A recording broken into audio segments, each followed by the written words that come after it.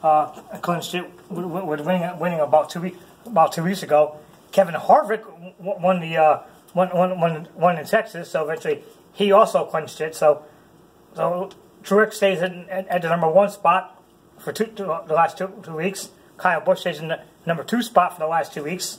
And eventually, as I said before, Mr. Harvick went from 4th to 3rd. He eventually clinches that playoff spot, and he'll be in the top 4 coming next week. And Jimmy Johnson, unfortunately, who was 5th last week, is now down to 8th and still in danger of not making the cut after this weekend, which is, by the way, the cut race is in Phoenix, for all you guys who don't know that. And eventually, Mr. Blaney is still in 6th place. He's still in that cut position.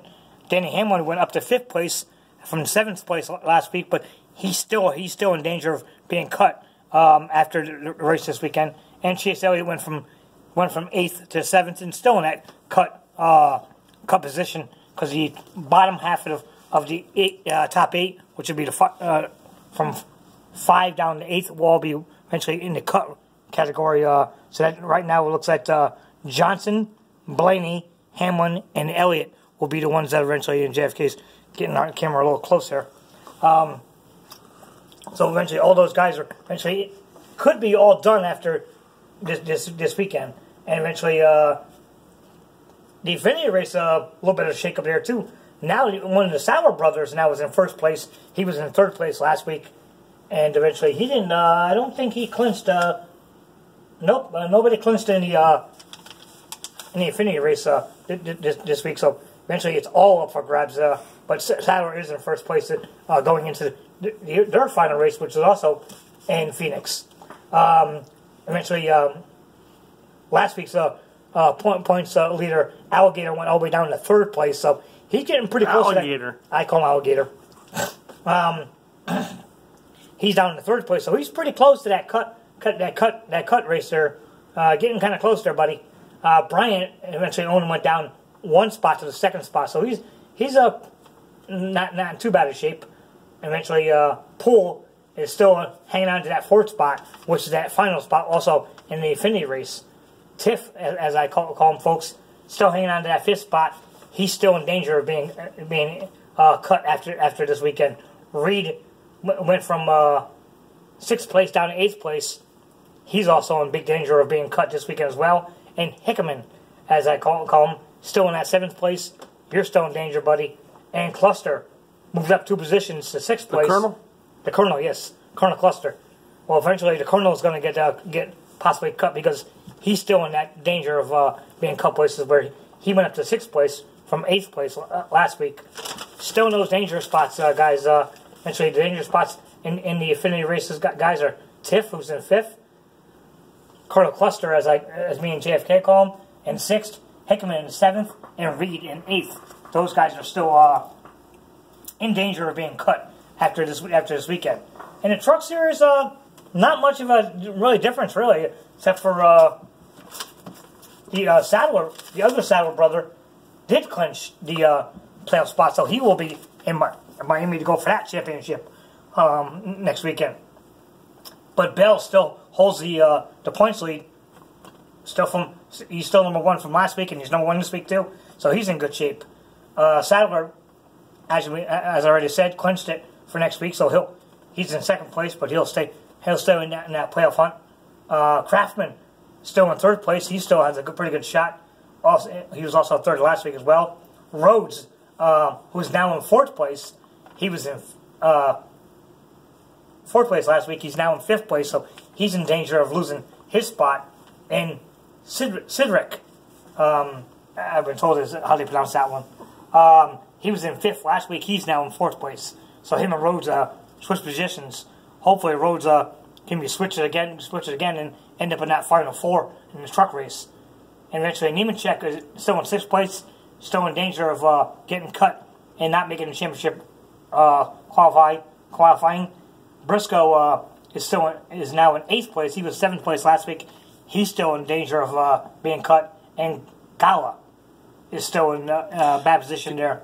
He's in 7th place now. Him and Briscoe changed spots, and eventually they might both be out of luck in that truck race, because it looks like so far, I mean, the only guys that have clinched it so far, JFK, have been Kyle Busch, Happy Harvick, and Truex in the Cup Series.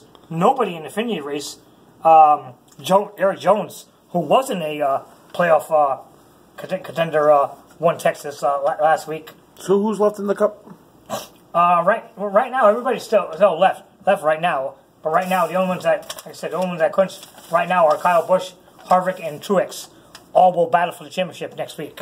Everybody is a must-win situation, because if it goes by points, I believe Brad K. I think I said Brad K. was the fourth guy. Yep. Brad K. would be the fourth guy to go into the Monster Energy Cup championship in Miami, their home state. Top four, right? Top four guys go in. Bottom half four go. Well. And who's that number 5? Number 5 would be Hamlin. Johnson's in 8th. So Johnson's definitely in the must-win situation. So whoever wins the race, and the way it works where it's working right now is, and this is on all 3 series, except for Saddler, who clinched the truck qualifying. He's the only one that's clinching the truck top 4. You either have 2 ways of getting in, points-wise, or you win a race. So you have to win Phoenix, or go by points. If you go by, if the points stay the same, and it's a guy that wins the cup race in Phoenix, or if it's Harvick, Truex, or Kyle Busch that win it, they go by the points, and that would actually make Brad K. the winner of the top 4. He'd be in the top 4. If you win the race, then the winner gets in, and whoever else is in that bottom half of the top 8 is gone. Okay. You're racing for nothing next week. You're racing for next year's sponsor.